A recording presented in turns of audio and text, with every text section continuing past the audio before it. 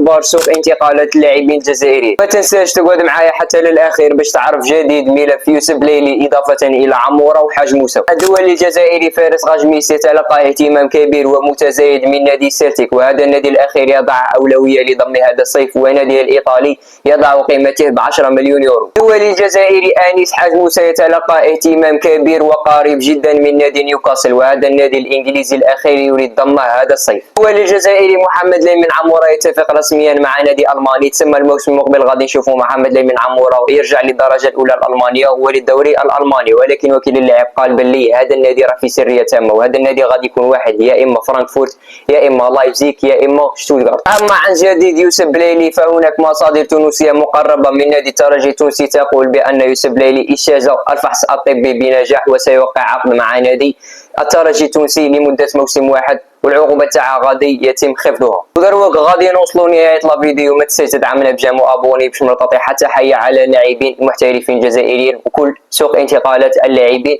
تاعنا. هذه هي تحيه للمنتخب الوطني الجزائري، وانتو ديري فيفا لاجيري. سلام.